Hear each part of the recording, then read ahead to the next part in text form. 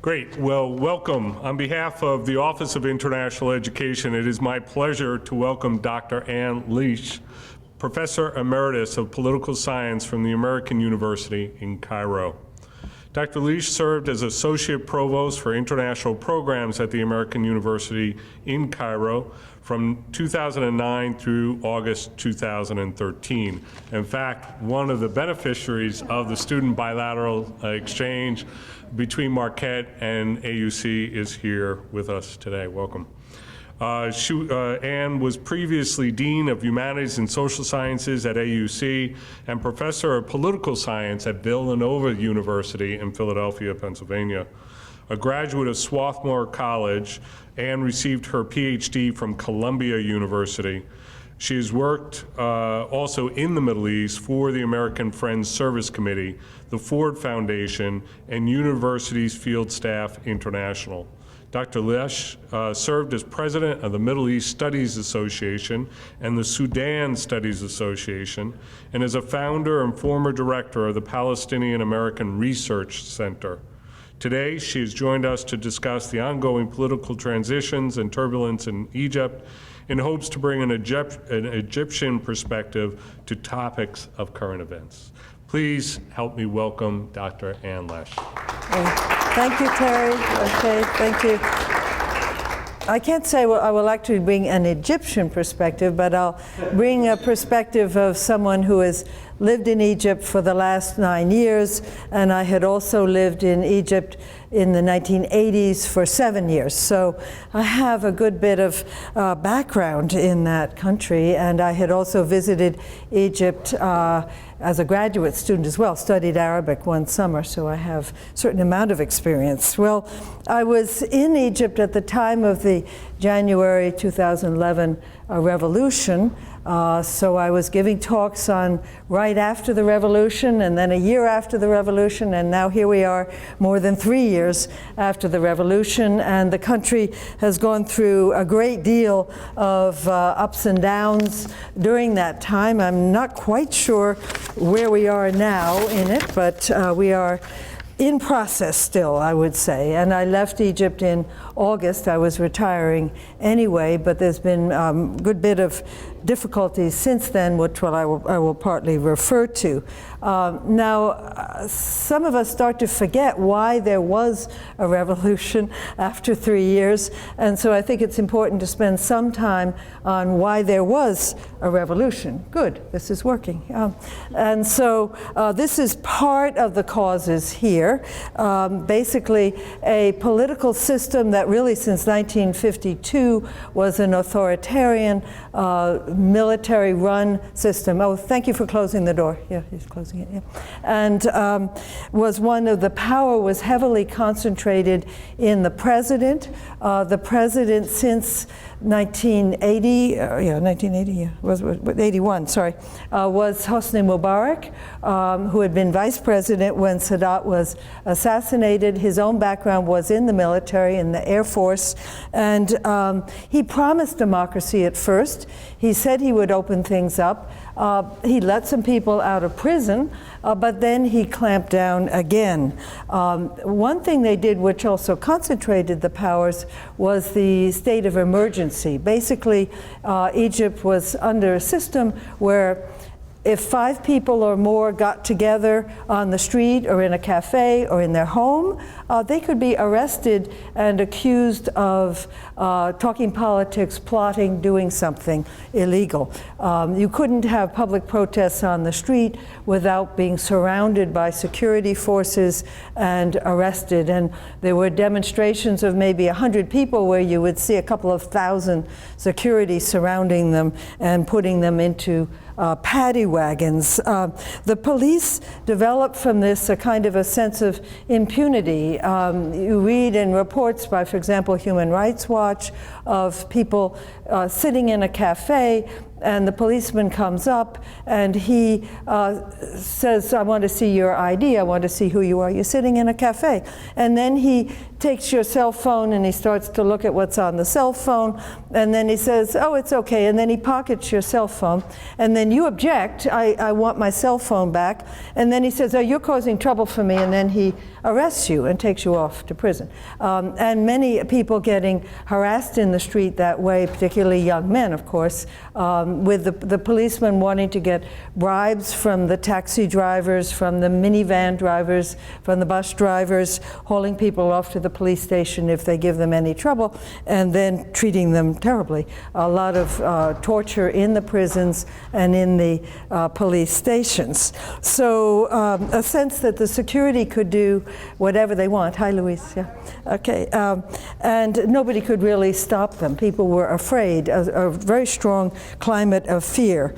The concentrated power with the president also meant that he controlled essentially the parliament. He controlled all aspects of the government. The ruling party, the National Democratic Party, had most of the seats in the parliament. So I wrote there, the subservient parliament. There was one election in 2005 when the opposition got 23% of the seats in the parliament. And so his people made sure that the next election in the fall of 2010, the ruling party got 97% of the seats. I don't know how anybody got the 3%, but they got 97% of the seat, completely, falsifying things or excluding people as well. Media, non-governmental organizations also operated under many constraints. There were some openings. You began to get some independent satellite channels. A lot of NGOs were formed, particularly in the last 10 years, but they were always scared. The satellite TV channels could be closed down. NGOs could be easily closed. Newspapers could have their issues, canceled, or the newspaper license ended. It was not only the political side that was an issue, there were also huge economic and social problems that were emerging. Now, the Egyptian economy depends, and I don't put this on the slide, very much on revenues from the Suez Canal, the ships going through the Suez Canal, from workers who go overseas, particularly, say, to Saudi Arabia, Kuwait. Somebody can't get in, it seems to be locked. And so they send money back to their families. That keeps the families going. That's known as remittances. And must find some way so it can be closed but not closed. I don't know how that works. Yeah.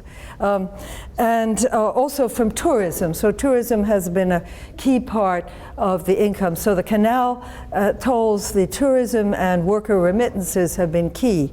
Agriculture and industry have been fairly limited. There's huge potential, but there also been huge government controls over that.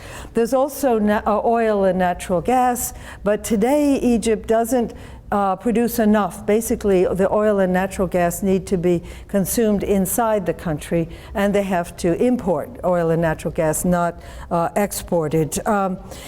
In about 1990-91, the Egyptian economy was in crisis, and they went through a structural adjustment program with the International Monetary Fund, if any of you have studied economics. And as part of this, then, they made major changes for both the farmers and labor. Under Nasser in the 1950s, they had land reform, which took away land from the very wealthy landlords who had controlled most of the land, divided it up, enabled poor farmers to get access to land. And basically this was undone in 1997. So in 1997, the people who had owned the big estates could repurchase it. Rents, which had been heavily controlled, were suddenly not controlled at all. Say a farmer was renting for $100 a year, he could suddenly have the rent go up to $1,000 a year. So he wouldn't have the income from whatever he was growing to pay that. So in about a 3-year period from 97 to 2000, at least 1 million farmers were displaced from their holdings. Some of them stayed in the village or in neighboring towns, others moved into big cities like Cairo. And this was a huge problem then of these people maybe getting jobs working in the fields, taking their children out of school, having the children work in the fields, and an enormous setback. Similarly with labor, there had been labor laws that perhaps were too protective of labor. You really couldn't fire people at all. But in 2003, it was changed so that you could have lots of short-term contracts and no pensions, no other benefits. And so many of both the government and the private sector shifted to these short-term contracts. And you began to get, the next year in 2004, a lot of privatizing of government factories, huge government sector, textiles, petrochemicals, things like that. Particularly the textiles were being privatized. And I'll get in a minute, but there began then to be lots of labor strikes over this. Going along with this, kind of the flip side, if you will, was the kind of crony capitalism. Hosni Mubarak's sons and their friends, Allah and Gamal Mubarak, and they're not only getting lots of contracts themselves, but also their friends getting lots of contracts. There was talk in the 1990s that Allah Mubarak was the Kentucky Fried Chicken guy. He had the contract for that, but they had even more significant things than that.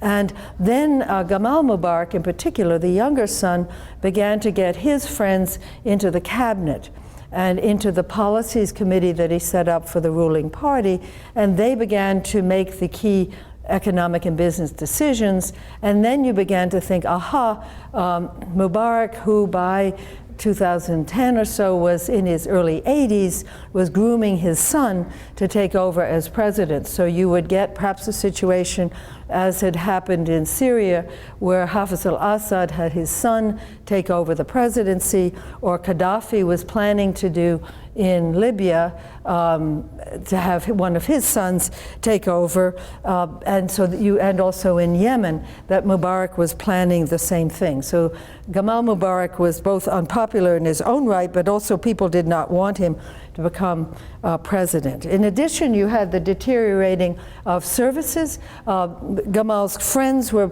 investing in private sector healthcare, private sector education, all these areas, and the government schools, government hospitals and clinics were in terrible shape, really very bad shape. You only go there out of desperation, and the school system was getting 2-3 shifts a day, very bad facilities. But of course, only maybe 5% of the population could afford to go to a private school, very expensive. 95% were going to have to go to government schools.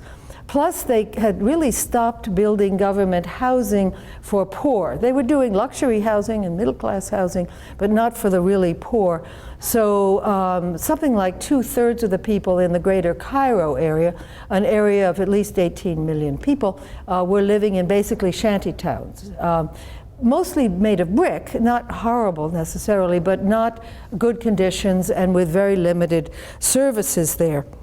So you started to get this elite with tremendous benefits and accruing more. Of course, we had here the 1% and the 99, same thing there. We can use the same language, but with this situation for the poorer people getting worse and worse. A recent study, for example, by Global Competitiveness Report for education quality ranked 144 countries. So 144, Egypt was 139. So right down there at the bottom with presumably some sub-Saharan African countries. And illiteracy in the rural areas was almost 50%. About 25% in the urban areas, but almost 50% in the rural, and higher, of course, for women. So the rich-poor gap was getting enormous, and the job opportunities were also decreasing, and particularly for young people, and particularly with young people with some education. Now, during that time, particularly I'm focusing on the last decade Mubarak was in power, you began to get more and more protests. So it wasn't that people were just sitting back and taking this. Say there were many, many strikes by workers against the privatization, against the ending of the guaranteed contracts.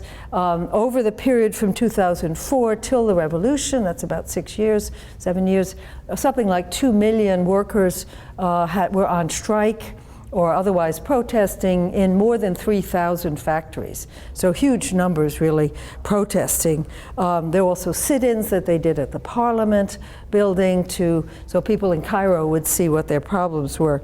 I'll also just briefly mention, I was very interested that many novelists, short story writers, films were also talking about these issues, talking about urban poverty, about sexual harassment, about the government's corruption, and these were in Arabic as well as in English. I think the films may not have had too wide a circulation, but anybody who was literate could access the books. There were also a growing number of Egyptian human rights groups, so not only Amnesty or Human Rights Watch, but Egyptians themselves specializing often, say, in women's rights or in village issues or in labor rights, and their reports were in Arabic and then often translated in English, and as more people were getting internet, they were available through the internet, so you didn't have to rely on knowing how to go to their office to get a pamphlet. You could get much more. Now, the government, sensing a growing dissatisfaction, actually tried to have a bit of a safety valve in the year 2000 when the second Palestinian uprising Intifada started. They allowed people to protest on the street against Israeli policies. And then in the spring of 2003, when the US invaded Iraq, they also allowed public protests. And people tell me that this helped them because they then began to discover, oh, you're protesting and you're protesting and you're protesting. Oh, I didn't know. And they began to organize. They began to find different networks. Of course, they had to be really careful when they moved from foreign policy to domestic policy. But when more formal opposition groups, one called Kafaya, which means enough, we're fed up, we've had enough, was formed in 2004, they could use some of these networks also in the human rights community as a basis. There also was a completely separate group, the soccer fans, or football fans, of course, as they say there, who had their own confrontations with Central Security, with the police. And they become important because in the revolution they were very important, but I'll skip them. With political movements, things were very, very small. The approved political parties were just getting 2 or 3 seats in the parliament and keeping quiet, frankly, which was part of the payoff for going into the parliament. But you got, for example, lawyers organizing, judges organizing, journalists, professors were organizing for academic freedom. Small groups again, but knowing each other and starting to reach out. So they would attempt to protest and, of course, be arrested. And in a way, the kind of culmination, if you will, was in the summer of 2010 when Khaled Sayed, who was a young man completely not involved in politics, who was killed by 2 policemen in Alexandria outside an internet cafe, and in the Q&A, if you want more detail, I can go into it. He was killed very brutally on the street. And then this movement, which was partly through the internet and partly through many, many public protests, happened on his behalf. And people who were his grandparents' age and his parents' age were out on the street, as well as people of his own age. He was in his mid-20s, I think, because they were saying we could all be Khaled Sayed, or he could be our son, or he could be our grandson. And kind of a barrier of fear was broken at that moment. It was quite extraordinary. And some of the vigils they did were incredible, but I don't have time to go into that. All fall, I remember, that was June 2010, all fall of 2010, the tension level was really high. And probably the last straw was the parliamentary election in November 2010, when the government engineered 97% of the seats for the governing party. After that, you just felt something has to happen, you know? There we go. And yet, talking to people, they still couldn't really believe that you could actually overthrow Mubarak, much less practically perhaps crack the police state, which they didn't in the end. The demonstration effect of the Tunisian president, after almost 4 weeks of protests in Tunisia that had started in the countryside, moved to the mines where they're a very strong union movement, moved to Sfax, the major industrial city, then moved up to Tunis, the capital, that they actually, in 3 days after the protests broke out in Tunisia, the president was gone. He was gone. Suddenly people were like, well, I don't know, maybe we can try to do that here. And they already were aiming for demonstrations on January 25th, which was a holiday called Police Day, commemorating the police fight against the British many decades ago, in 1950, I think. But by then, the police were the most hated body, the most hated institution. So young people began to say, let's try to protest. And I won't go into the details on the revolution, but what they managed to do was not just, I mean, I think in the West we've been saying, oh, this was a Facebook revolution. And of course they did communicate through that. They did talk about what the police were doing and the torture through that. But that morning, people went out into the poor quarters of the city, and they appealed to people on bread and butter issues and on issues of the police. And so many, many people were out on the street who had no access to Facebook, no Twitter and tweets and all of this, and were there. And probably in Cairo and Tahrir Square, there were at least 40,000 people that day. They were also in Alexandria. They were in the canal zone, particularly Port Said. And then it took off. And on the night of Friday the 28th, the police were gone. They were overwhelmed and they were pulled off the streets, and Mubarak told the army to go in and keep order. What he didn't understand was that the army was not going to support him. The army had their own grievances I could get into later, why they didn't want him as president anymore, and particularly why they didn't want his son Gamal as his successor. Gamal had no background in the military, was one reason. So the army never confronted the protesters, and by February 11th, they were saying to Mubarak, you have to go, you have to get out. And so it was an extraordinary moment, actually, and I don't think anybody really believed until the last minute that that would really happen. These, you can see the list for yourself. Perhaps they could be summed up in the last one, Aish, which means bread and means life. So living with dignity, life, and material things, bread. We have to be able to eat. We have to have jobs. Also, I could have put in that people wanted to see themselves as a citizen, not as a subject, not subject to the ruler, but as a citizen with their own rights, and the government is actually accountable to them, not they accountable to the government. So those feelings were very strong, and I went several days to the square and talking to people, and everyone had a powerful reason to be there, really. But I have to move along, so, okay. Okay, the results. Okay, Mubarak was out, and after a while he was actually arrested, and they're still trying to figure out if he'll have a jail sentence or not. Oops, I didn't mean to do that. I hit the wall. Okay, but at least he and his sons are still in prison. He's in a military hospital. Other members of the elite are out. Some of the more corrupt ones, they are trying to get funds back from them. Some of them are in prison. A number of them fled. But it was really from the pressure from the street that these things happened, that they ended up in prison. Basically, the military command, the Supreme Council of the military, took over. And so for 17 months, they did direct rule of the country, executive, legislative power in their hands.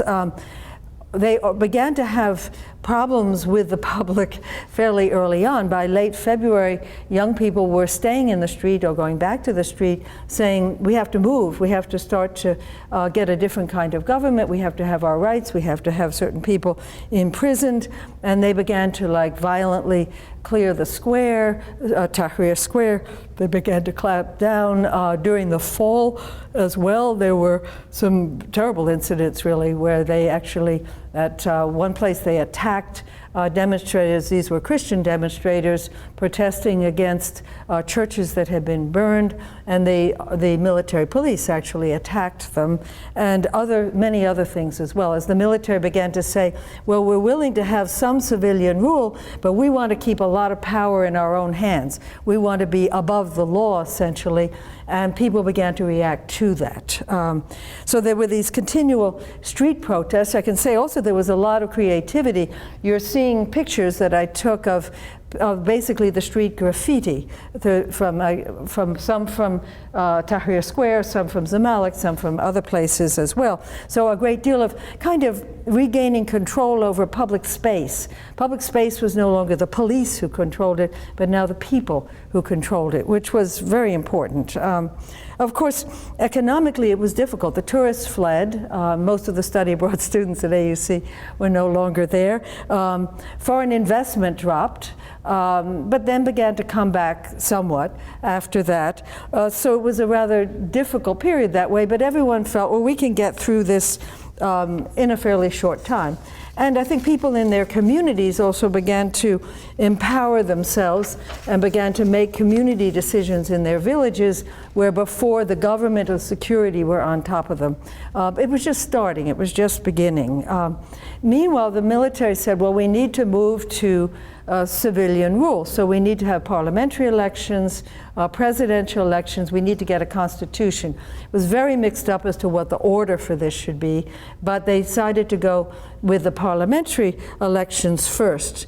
Now, the groups that were best organized, I skipped that, the rise of religious political movements, were the Muslim Brotherhood, a very old established movement from 1928 that was always operating or trying to operate within the system.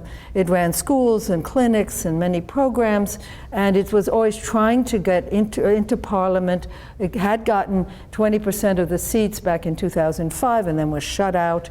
So they were trying to be in the system. And so they mounted a huge campaign in the parliamentary elections. Others, though, from what we call the Salafi movements, had never been involved in politics. They were preaching piety and good behavior, but not actually participating politically. And some of them argued that you shouldn't be involved in politics, that you should only be by God's law, not by human law. You shouldn't give obedience to an elected ruler, only one that God had said should be the ruler. So they were very ambivalent about participating, but suddenly they came out of the woodwork, so to speak, and they became very active. So just looking briefly, in the elections that took place, the Muslim Brotherhood in blue, the Salafi in dark red, got between them 70% of the seats in the parliament. So these two. These sort of, you might say, liberal or left as well, got these two. So one thing that was different was that the Brotherhood stayed as a bloc, the Salafi stayed as a bloc. So they didn't run candidates against each other, whereas the Egyptian bloc and the Wafd party, which was a liberal party, ran candidates against each other. So then what happens? You're running against each other, so maybe the person from the Brotherhood gets elected instead of one of you, or somebody from Salafi. I don't know, it's partly egos, I guess, too many egos, and they didn't really think about the implications. If they together, the green and the purple were 14% of the seats in the parliament. If they had combined as a bloc, and also some of the others had combined with them, I think they would have gotten probably a third of the seats, which if you've studied American politics, you could call that like a blocking minority. They wouldn't have gotten the majority, but they would have had such a significant role, but they didn't because they did not unite. There were some really interesting people that got elected. They then had elections for the upper house, sort of like our Senate, not really.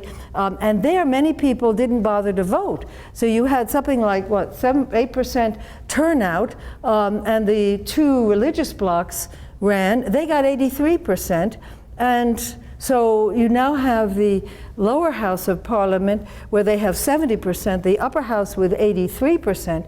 So it's really quite skewed, actually. Although I'm not surprised that they did so well, but still it was not really quite proportionate to their population.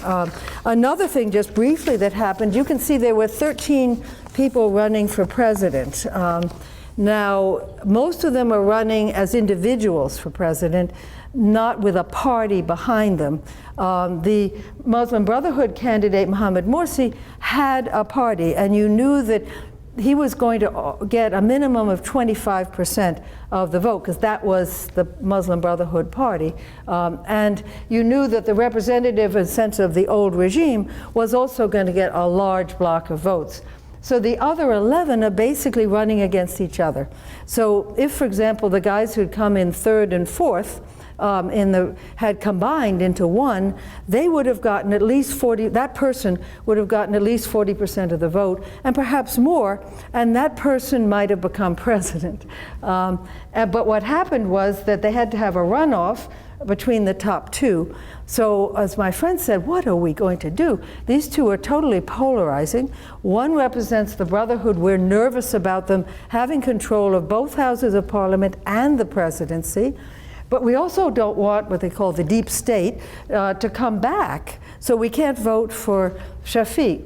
And people, what we say in English, held their nose. There they call it squeezing a lemon. You squeeze a lemon, you know, and then you go and do it. I forget exactly why that. But so people would, I think, voted very much for Morsi. The majority of the votes he got were from people who were not really for the Brotherhood, but they didn't want the military to stay in power, and he had made promises that he would be open, that he would have a cabinet that would be representative. He even said he would have a Christian vice president and a woman as vice president, neither of which he did, and so people voted for him.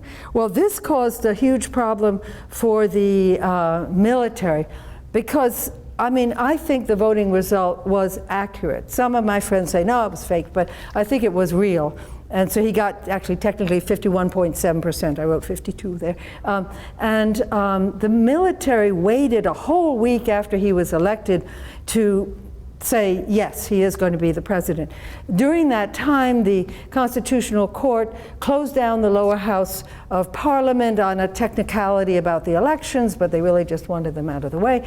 The military took some more power to their own authority, and so they were gearing up to have him be president, but with much diminished authority. Which I think he fully understood. He then tried to fight back. There are a lot of things I have to leave. I hope you like, that's his picture as the, Morsi's picture as the Queen of Spades. It's quite a good graffiti. Anyway, so he began to push back because he was finding that the courts were going to close down the other House of Parliament. They were talking of closing down the Constitutional Assembly that was trying to write the Constitution during this, and he was really worried. So in November, he did a decree which turned out to be disastrous for him, where he took all power into his own hands. He said he had the power to do what was ever needed for the election, that the courts had no right to challenge anything that he did, that they had no right to rule on the legality of the upper house of Parliament or of the Constituent Assembly. Well, of course, there was an uproar because Mubarak had never claimed so much power, although he had it, he just didn't claim it. And there were immediately big protests and terrible attacks between supporters of the Muslim Brotherhood and people against this in front of the presidential palace. People were really worried about a civil war happening, and the military began to get extremely worried. General El-Sisi was by then Minister of Defense, and he tried to appeal to Morsi. He said, you know, rescind this or hold a gathering of all the political forces so we can get our way out of this.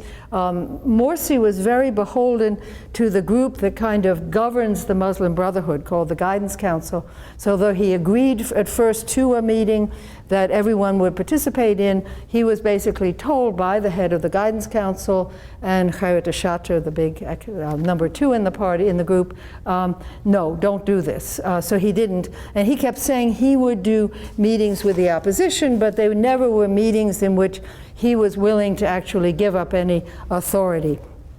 And the Constitution came through in a referendum in December, but you can see a third of the potential voters actually participated. That's really low when you're talking about a constitution that's going to be in place for a long time. And the Constitution had been written basically by these two groups, the Brotherhood and the Salafis, through the what's known as the Noor Party. And so a lot of people were disaffected. There was a considerable no vote. You can see a third of the people voted against, and a lot of people showed their views by simply not participating, by boycotting. There were a lot of campaigning against it. People could express their views. It wasn't that they were stopped from doing that.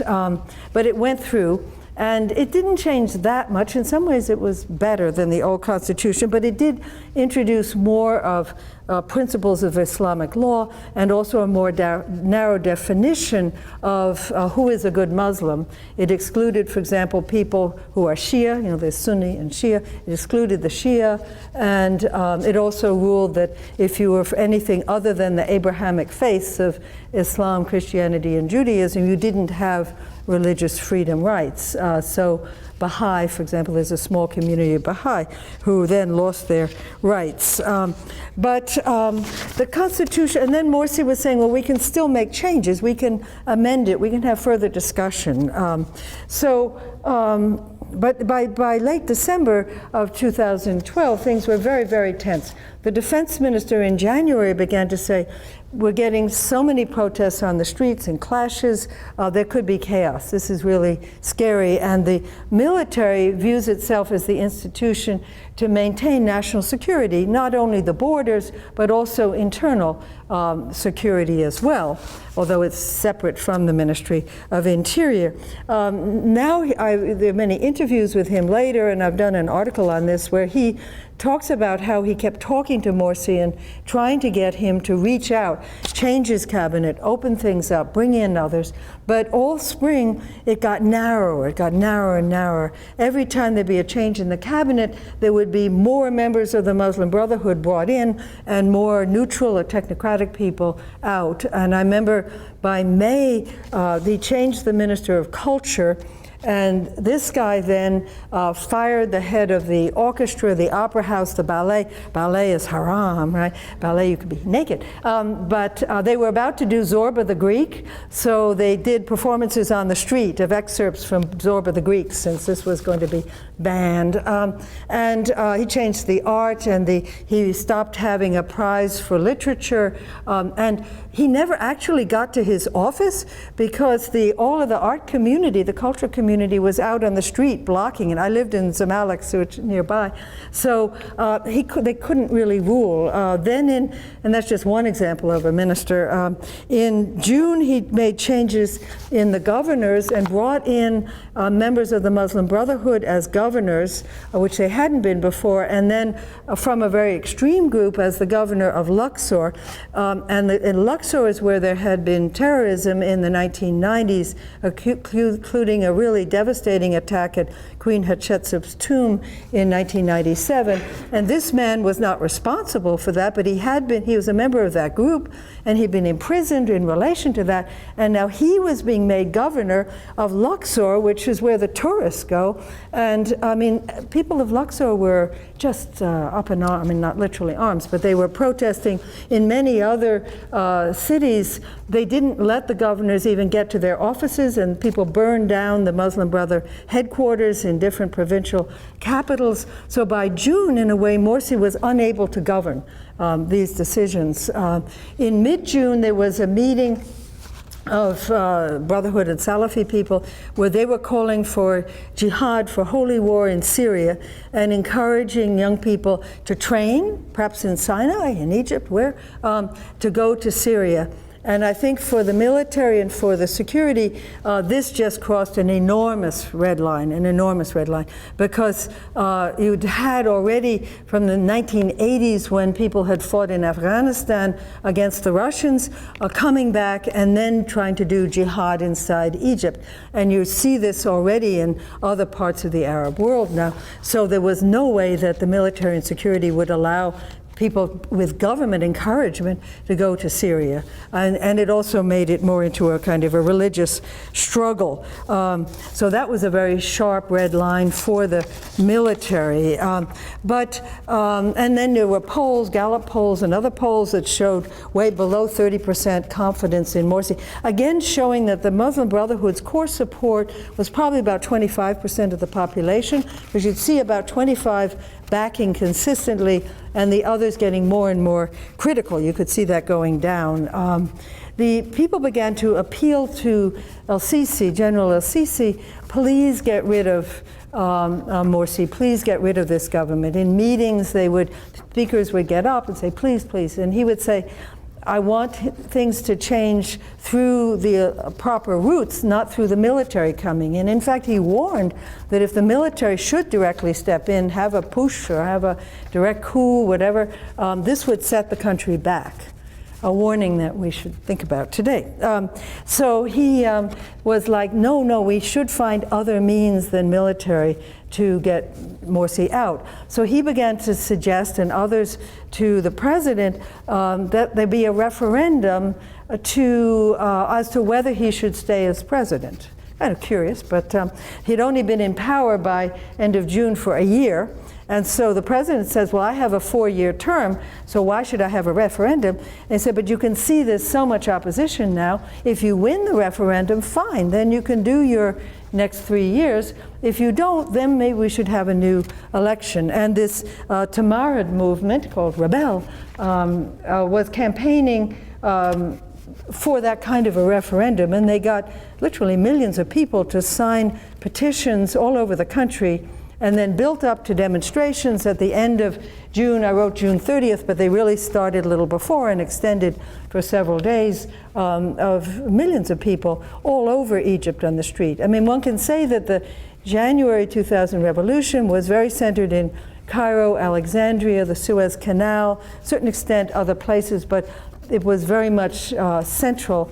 And these protests were everywhere, all over the country, in villages as well, and in the provincial cities, because people were fed up. And again, el-Sisi kept saying to Morsi, okay, do the referendum. And then he said no. And then he said, well, I think we're going to have to instead have new elections for the president. That's what it's going to have to be. It won't be a referendum. You are going to have to step down. And right up through July 3rd, Morsi kept saying he had the electoral legitimacy, which was true. He had been elected. But then he lost it. I think in November he lost it by putting himself above the law, and then by the policies and the appointments that he had, he also lost it. So on July 3rd, the General el-Sisi stepped in, arrested him, put him in a secret place, and tried to get a coalition of people from Al-Azhar, the kind of official Islamic institution, from the Coptic Church, the major Christian institution, from the liberal parties, Muhammad al-Baradei, from the Tamarad movement, the young people involved in that, also from the Salafi party, the main party, the Noor party. They were also fed up with Morsi by then, which was very interesting because they had worked together, after all, particularly on the Constitution. They said he is undermining the future of Islamic movements in Egypt by not listening, by not cooperating. We have to work with other people. So they broke with the Brotherhood as well. But of course, doing this in a way that not only the president was elected, but also all the top leadership of the Muslim Brotherhood, and eventually the second and third and so forth tier leadership, meant it became a very violent change and violent reactions on the street, and sit-ins by the supporters of the Muslim Brotherhood that went on for several weeks, particularly in Cairo. So el-Sisi called on the public, please go and demonstrate on July 26th to authorize us to use whatever means we need to use to end these protests. And I was still there, and I was like, I don't know, this doesn't sound very good, because if you're going out on the street and you're authorizing whatever the security people want to do, then you're really authorizing anything. And the very next day, in fact, security killed, I think, 70-something people in a protest. You know, I was rereading how, you know, Occupy Wall Street and all that. And I think there was one place in California where there was violence and there were students on a campus that died. But, you know, there are ways of clearing sit-ins. There are ways of doing things where you don't have to kill a lot of the participants. So the sit-ins were cleared on August 14. The cabinet had asked the security to do the clearing non-violently over many hours, whatever hours or days it took. And the Minister of Interior later said, well, they didn't know what they were talking about. We needed to do it, boom. And so they went in and used whatever violence was necessary. And estimates are that possibly 900 people died that day. And one can be politically sympathetic or unsympathetic to them, but still they did have, in a way, a point about the electoral legitimacy of the president. Not surprisingly, that day, August 14, there was huge violence all over the country. The Coptic community was identified as having supported Sisi's takeover, and already there had been a lot of talk that they were key in the opposition to Morsi, though they're only 10% of the population. So there were many Christian churches and schools and other institutions that were attacked around Egypt, and the security had really no way to protect them. Attacks on police stations, and in some cases policemen killed in the police stations. So it was this enormous spasm of violence that took place. And out of this, by mid-September, the government had banned the Muslim Brotherhood, taken over their schools and clinics and social work projects. They had enormous numbers of projects and had the government, I guess, run them or close them down. And then in December, declared them terrorists. So not only were they politically clamping down on them, but they were basically saying whatever needs to be done to get rid of a terrorist can be done against them. This also led to problems with journalists and others, because if you at that point interviewed somebody who was in the Muslim Brotherhood and reported their views, you could also be accused of being a terrorist for having conveyed their views. Even if you'd interviewed them before the date in December in which they were declared a terrorist, you could be declared that.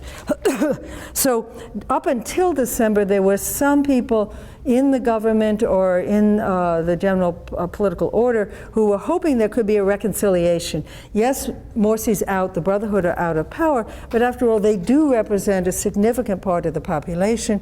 Ultimately, a reconciliation is needed. Can we find a way to have a dialogue? The Brotherhood leaders themselves were in prison, but they also were not really talking dialogue at that point. They were hoping that continual protests and practically daily or certainly weekly protests would lead to a weakening of the regime. But there still perhaps could have been some opportunities. During this time, you also had the emergence or the intensity of jihadist groups who up until then had been functioning only in Sinai. And had had attacks on military there or attempts to attack across the border into Israel. But now, since September, they started to have attacks inside Egypt. So one of the groups, this one, Ansar Beit al-Maqdis, tried to kill the Minister of Interior in early September. The person who did it, and it was a suicide bomb, had fought in Syria and Afghanistan and had been an army major. So he'd been in the military, and then he did this. And since then, unfortunately, there have been escalating attacks in the main part of Egypt, the Nile Valley, Cairo, mostly against police and military. And their warnings are sent that you are participating with an infidel army, an evil police, and if you leave your jobs, we won't attack you, but if you stay in your jobs, then whether you're at a checkpoint or what, you will be a target. They also have targeted some of the key intelligence security officers who are the ones trying to pursue them. So, and usually they do it with a motorcycle. So there'll be two guys on a motorcycle, one in back does the shooting, and they always get away without being caught. And the security are really not prepared to deal with this. There also been a couple of attempts to attack on the Suez Canal, saying the Crusader warships or the infidel commercial vehicles are crossing through the Suez Canal. And unfortunately, recently there was an attack at a tourist bus in Sinai near the crossing to Israel. And there again, they said they are explicitly trying to hit the economy of Egypt, because tourism is so important. And of course, all of the European countries, there were no Americans there, told their people to get out of Sinai as a result. So there's a security crackdown. The government is saying, instead of saying these attacks are being done by Ansar Beit al-Maqdis, they're saying it's the Muslim Brotherhood who are doing these attacks. But the Brotherhood itself has been consistently saying, we don't do these kinds of acts of terror. They speak about sticking to peaceful. Peaceful is slightly elastic, because when you do have a protest like at a university campus, whatever, you can end up with then an attack that does result in the windows of an admin building being smashed, or just the other day, the cars, 3 cars on the Al-Azhar campus were burned. So it's not completely nonviolent, but it's also not terrorist in terms of the action.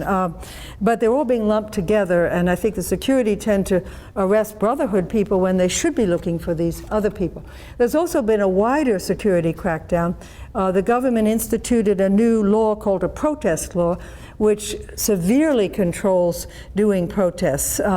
You can't just inform the police you're going to have a protest in a park or wherever.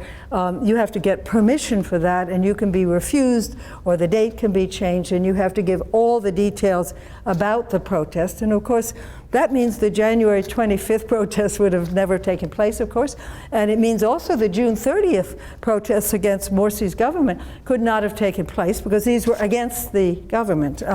So this has really gone back to the Mubarak era of controlling the public space. Anybody trying to demonstrate and protest in public space risks being arrested, and most people are not willing to ask for permission. So that some of the young activists from the January Revolution were back in prison, because then they were protesting. And some, even for just tweeting things, were being put in prison. And then journalists covering events, they would be picked up and say, you weren't just covering it, you were actually participating in it. So they would find themselves in prison. So I find it extremely dangerous that basically the security forces who are taking revenge, if you will, for the January Revolution are completely unleashed. They can do whatever they want. Some of the torture taking place in police stations and prisons is in some ways worse than it was under Mubarak. In the midst of all this, they actually worked on changing the Constitution yet again. So a year and a month after they had voted on one Constitution, there was a referendum on another Constitution. Now, the one that was voted on in December 2012, I mentioned, had basically the Brotherhood and the Salafis, drawing it up, and the liberals and the Christians had left the Constitutional Committee. This case, the government set up, which was a military-appointed government, a 50-member committee, of which only one person came from an Islamist party. So the percent was even higher, but in the opposite direction.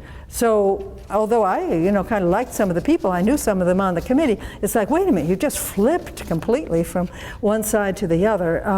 And so, predictably, some of the issues to do with right of freedom of religion, are better from my viewpoint in this Constitution. The result was, I didn't put down on the, on that, okay, the previous election, a third of the people voted. This one, maybe 38% voted. So you figure the Brotherhood boycotted, young people boycotted, and some people who had wanted to vote no boycott. And this, I think, is very worrisome. There's a party called Strong Egypt. Dr. Abdel Fattah is the head of it. He was one of the presidential candidates the previous year, 2 years before now. And he, some of his young people just tried to put up posters saying, vote no, and this is why. And they were all arrested.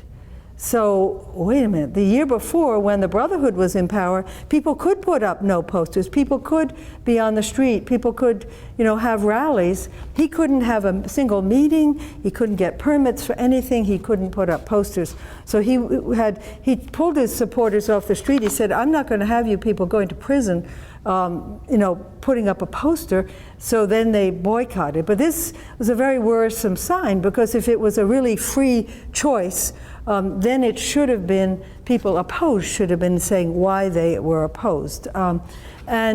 I mentioned that the previous Constitution, it was about a 2/3 vote in favor. This one was 98%. Now, I think it really was 9/8. I think that wasn't fake. Whereas if that had happened under Mubarak or Sadat or Nasser, it would have been fake. But it's also a little scary. It's like people so much coming behind one thing, and particularly behind General Sisi and his leading the country. It's a little scary to have a 98% result, even though, as I say, I don't think it was faked. And this, I think, is my last slide. Yeah. So they basically, there are big question marks where we go now. They've announced the elections, and this will be on May 26, 27 for president. This means, the U.S., how many years do we go for our election of president? We're already discussing who the next candidates are going to be. And there you're going to have about 3 weeks of campaigning. So I was calculating, if it's 21 days for campaigning officially, they've actually already started now, and there are 27 provinces. How do you get to all 27 provinces? Anyway. The answer is you don't, of course. And so General Sisi, who's just stepped down as defense minister, is in a sense the government's candidate. The military officers in late January they made a statement that they authorized him to run for president. And the man who had run for president 2 years ago, General Shafiq, came out with, first it was a leaked statement, but then he confirmed it. He said, this is insane. The military is supposed to be a national institution. It guards the country. The military is not supposed to endorse candidates for elections.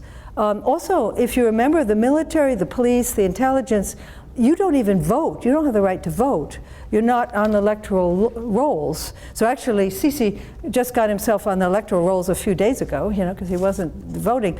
And so General Shafiq, who had been seen as the Mubarak regime's candidate, came out saying, this is really wrong, what's happening. He later said, of course I'll vote for him, but I think that was his literally on the phone talking to someone, and then it was released, what he had to say. Only one person has come out, Hamdin Sabahi, to run against him.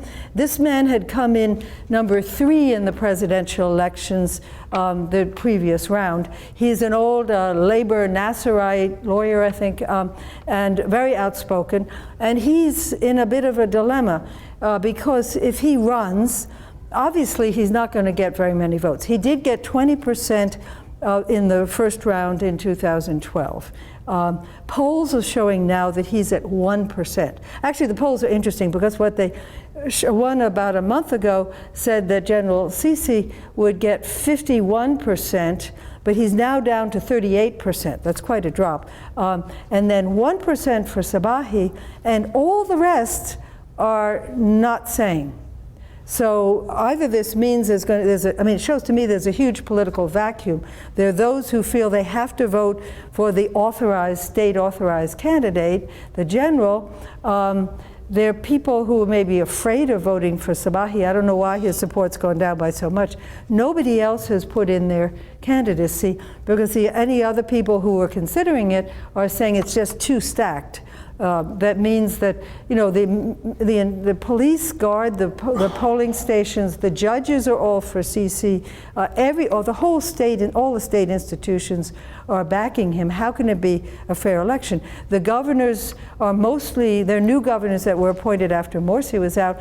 Most of them are military generals appointed, and they organize the polling places in their state, equivalent of what we call a state, a government. So how is that going to be fair?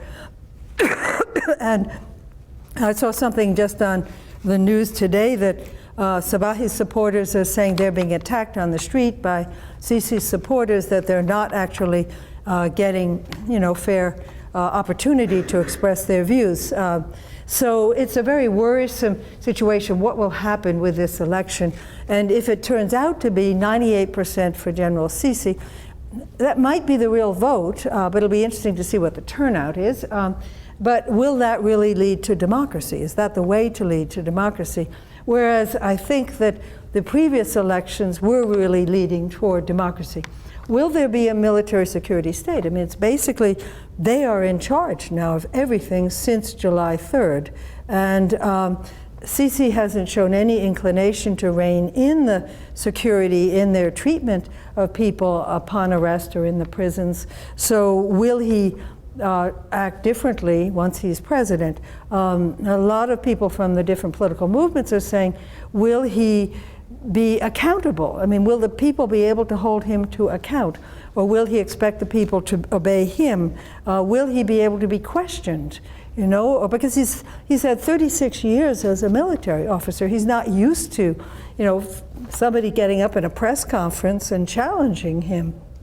When General Shafiq ran for president, he had the same problem. I mean, he was totally flustered when anybody would ask him a sharp question. He didn't know quite what to do. So will the military security be above the law or not? There's also, there's a clear sidelining of the revolutionaries from January 2011, though they're not going to go away, believe me. They're still speaking out, they're still very active, although some going to prison. The old Mubarak elite, particularly those who are in the government, are coming back. They're in the cabinet now, in charge of ministries like social affairs and housing and manpower. They're basically back in charge. Will they behave the way they used to behave? One group that is not coming back, it seems, is Gamal Mubarak, whom I mentioned way in the beginning, and his cronies, because the military have their own economy. They run private, they run non-military, I should say, sector. They have hotels, they have resorts, they have factories for bottling water and for making pasta. I've never had it, is it any good? And make lots and lots of things like that are consumer products. And they own all of the desert land. So it's all owned by the military. So the projects that are coming in now, there's funding coming in from Saudi Arabia, the United Arab Emirates. That money is basically being funneled through the military engineering projects and others. So before 2011, they had the threat of Gamal's people coming and grabbing control of the economy and maybe cutting into some of their goodies. And now they have nobody blocking them. So the military economy is growing. Some ways they can be more efficient. They can really get things done quickly. In other ways, they have a budget that nobody knows. Nobody knows what their budget is. In the government budget, there's one line that says X million dollars, X million Egyptian pounds, but there's no breakdown. So there's no accountability, and so you don't know, is the pasta factory making money or not? You haven't a clue, whether it is. So these projects that they're doing with Gulf money, you don't really know what's going to happen to that money. How will it be spent? And there are huge problems of corruption within the government anyway, and to what extent are they also within the military? And the accounting offices that are supposed to be monitoring the government have enough trouble with the other ministries or with the judiciary or whatever, and they can't get access to the military or security at all. So it's a very difficult situation. The next steps will be, once this election's over, probably early fall, I guess, there'll be elections for the parliament. Now, if they had done the parliamentary election before the presidential elections, different political groups would have reemerged and formed coalitions and gotten represented. And obviously the Brotherhood wasn't going to participate, but others would have. Now it's backwards in a way. We're going to have the president first and then the parliament. And so there's a risk of going back to a system as it was under Mubarak. I can easily see, and Asma, you can contradict me if you want, that there will be many opportunists who will either form a political coalition that kind of says, oh, we support the president, or will actually form a political party to support the president, and then they will do very well in the government, and the president, if it's Sisi, will appreciate that, and it will be very hard for other parties to get far. So we could start to return to a situation of a ruling party, such as there was before. Whereas if they'd done the parliamentary elections first and then the president, that wouldn't have happened, at least in this election. I hope some of you are studying electoral politics in general. So I think, I don't know how long I've been going because there's no clock here. So I'll just conclude by saying I've also been trying to look at what happened in Tunisia. And in Tunisia, it took them a long time to kind of get organized. They had an election for a kind of a general assembly, you could call it, a Congress.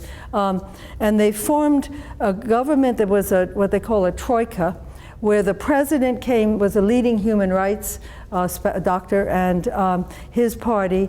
The Speaker of the Parliament came from the Labour, a political party coming out of the Labour movement, which is very strong in Tunisia. And then the Prime Minister and the key cabinet figures were from the equivalent of the Muslim Brotherhood. They are the Nahda party. But they, despite a lot of downs as well as ups, they stuck together. And I found a really interesting quotation from the number 2 in the Islamist Nahda party, where he said, you know, when you think about it, before January 14, 2011, we never talked to each other. We were all repressed. Some of us were in exile. We didn't sit down, you know, and you represent, you know, the labor, and I represent the right, and I hate the labor, and you represent I mean, we didn't ever dialogue, and now we've had 2.5 years where we are talking, and we've started to say, well, that person, yeah, maybe they really are an infidel, but you know, we can actually talk to them, and we maybe can each make some compromises. We can each back down on certain things, because in the end, we're all Tunisians, and we're all nationals, we're all citizens, and the important thing is to get a constitution that most people can live with, not to get everything I want in it. And it took a lot of problems. But in February, I think it was, they voted on a constitution. And now they have a technocratic government. They said, we're going to get the constitution in place with a technocratic government, not a political government. And we'll have parliamentary elections. I think theirs will probably come in October. And everyone feels so good, because people of different viewpoints got some of their things in. They gave some things. They kept talking despite periods of bloodshed and a couple of terrible assassinations, and they got through it. And unfortunately, I feel terrible that Egypt hasn't taken a route like that, that you had the euphoria of the revolution, then you had the difficult period where the Brotherhood wanted to be exclusive rather than sharing, and now you have another period of exclusivity. So I'm hoping that Sisi turns out, because he undoubtedly will be president, to be able to be open to different views and to, in fact, end up with a parliament, with a system that will be open to re-democratizing. But you're shaking your head. I don't know. I'm an eternal optimist. That's it. That's what I have to say. Okay. Okay. Okay. No questions? That's good. Yeah. Please, yeah. Thank you for coming by. Great. I love hearing about your experiences. I'm an engineer, so I Oh, okay. about politics or anything. Okay, you got to travel abroad for study abroad, Yeah. right? Yeah. Well, I'm just interested in this stuff. And it's I'm just curious, and help me clear me of my ignorance here. Why is Saudi Arabia and the UAE interested in funding the military, or funding the efforts that the military are putting into the commerce and the factories? Okay. And is that the same for the police as well? Yeah, right. I think, to back off, during the period Morsi was in power, they were very suspicious that the Muslim Brotherhood would spread its cells, its underground programs, to both Saudi Arabia and the Emirates. There were 60-some people arrested in the Emirates a year or so ago, accused of forming cells. They were all people who were legally there. It wasn't like they had snuck into the country. The Brotherhood also gets worried about any political activities. So they were very happy to support the military getting the Brotherhood out of power. And there were a lot of discussions in the months before about how they would support afterwards. The government, the first key thing they needed their support for was the government's running enormous debts. There are huge subsidies for fuel and bread and all these things. Take enormous cut out of the government budget. They can't pay for it. And so these governments, and also Kuwait, those two and Kuwait, are providing cash so that the government budget is not totally out of whack. Also, under Morsi, the value of the currency was dropping practically daily. I remember changing my money all the time. And so they've done a lot to stabilize, literally putting money into the Egyptian central bank to stabilize it. And then after that, they've started to do these investment projects. And the projects are ones that are really needed. I mean, for example, repairing railway lines, repairing bridges, repairing roads, housing projects, though there's a much ballyhooed new project that the emirates have said they're going to do 1 million homes, and it's actually middle-class homes. It's not poor homes, because you've got to be able to afford a mortgage. And I don't think people who are living don't have bank accounts, obviously, cannot afford that. That's been sort of covered over a bit. So I mean, they want to have this be a stable, successful government. Of course, neither the Emirates or Saudi Arabia are democracies either. So the issue of having a democracy in Egypt, they're perfectly happy to have the military ruling. Democracy is unstable. So anything so that democracy will seem less attractive in their own countries. So yeah, it's more or less it. Yeah. What do you think was Egypt's, or is still Egypt's biggest issue with their process of democratization? Is it a cultural thing, or is it process? I don't think it's cultural. I think that you've had 60 years of the deep state, of military security running the country. And so January 2011 was a jolt to that, but there never was any reform of that. The military, of course, didn't reform themselves. And when Morsi was in, he was like walking on eggs with them. He didn't want to do anything to upset them, though they ended up kicking him out. And so he didn't attempt any reform of either the military or the security. I think he hoped that General Sisi himself would do some reforms. So you have still this security state in charge. And that's a structural issue. So even though you had the protests against the behavior before 2011 of these institutions, particularly the security, how can people on the street undo that? You have to have a government that is, and maybe Sisi could do it. He could try to get the Interior Ministry reformed. He could they just need to learn different techniques for dealing with crowds on the street. I mean, as I said, to disperse Occupy in Bryant Park, or if it was not Bryant Park, another park in New York, nobody was killed, right? But that night everybody was out. So there are ways to do it. You don't have to kill 900 people to get them out of a protest. But none of that reform is taking place. Again, in Tunisia, some of that reform is taking place within the military and particularly in the security, and they have been more open to that, and the government itself, this troika, was open to having changes take place, but not at all in Egypt. So I don't think it's cultural. I think it's a structural issue. Yeah, Louise, nice to see you. I know. Just a couple basic questions here. The military, those companies, I always hear about the military. Yeah. Those are investments the military makes? They own them. Right, so they're, Yeah. and then the profits go back to the military? Yes. Or to the state? No, to the military, yeah. So the military is in a military industry corporation. There's more than one, and they own these. Now, what they said was, of course, we have over 400,000 people in the military with all the conscripts and everything.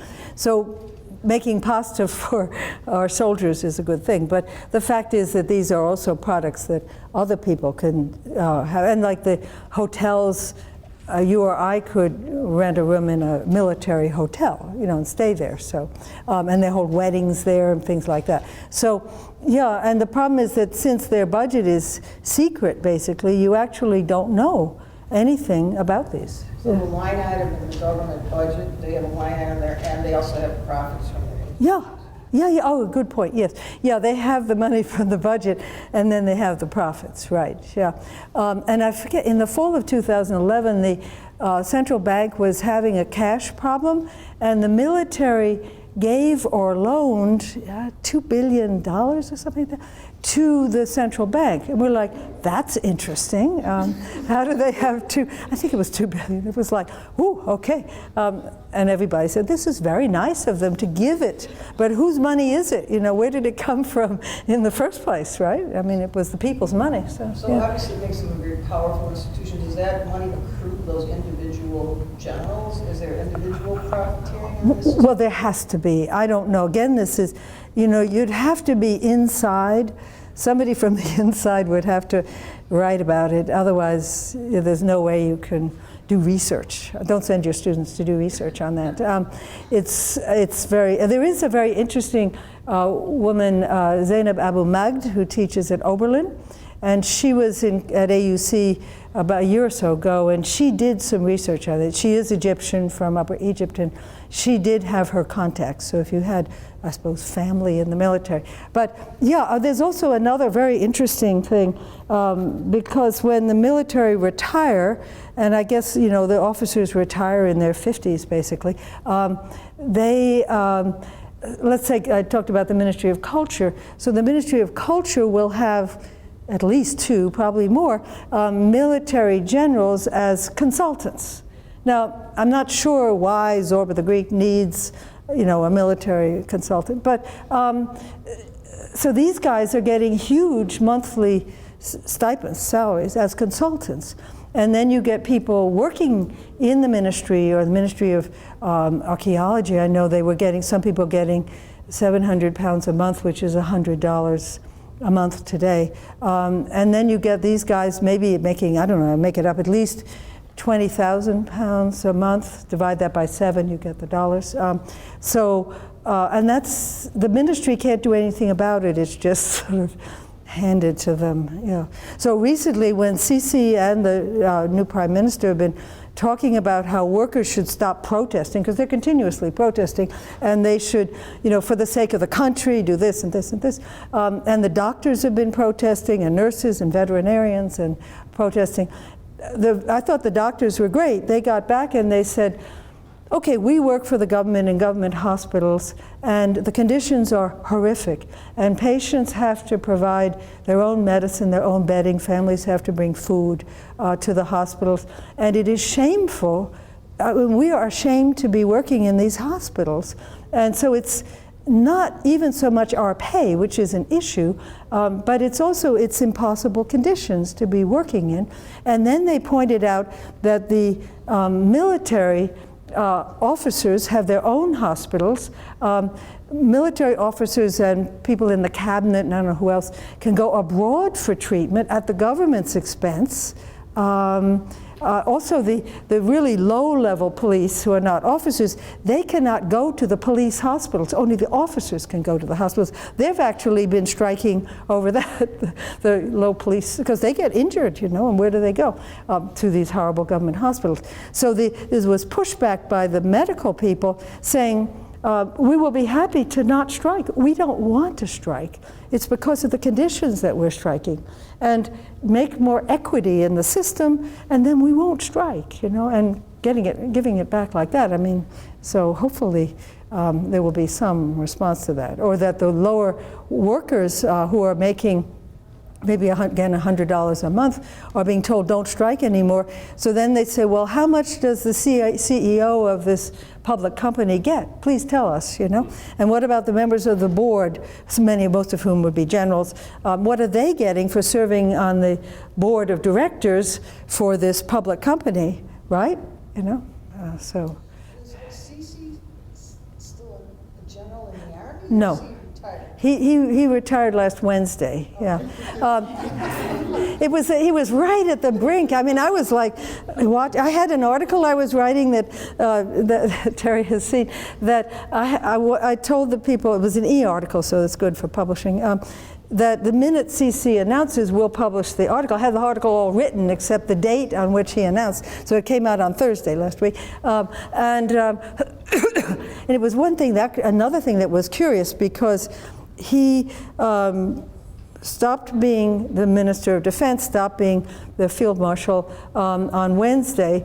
He went on TV that night. He went on government TV, watched to see if his opponent gets equal access on government TV for his campaign. But he was wearing not his field marshal uniform, but an ordinary soldier's uniform. Did you see it? It was like a khaki uniform. It was very curious, but he was wearing a uniform, which was very strange, because that night at 9 or 10 at night, whatever time it finally came up, and it was taped, of course. So he should have been in civilian clothes. He should not have been in a uniform. It was very interesting that way. So yeah, he has some nice suits. I've seen pictures of him. So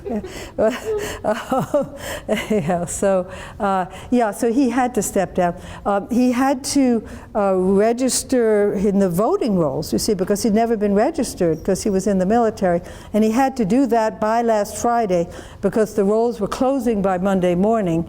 So unless they gave him an exception on Sunday, he had to be in, and of course Friday, Saturday is their weekend. So so he had to get registered in the rolls on Thursday. So so it was right down to the wire. Why he waited that long, it's a little bit unclear, actually. So yeah. Last question.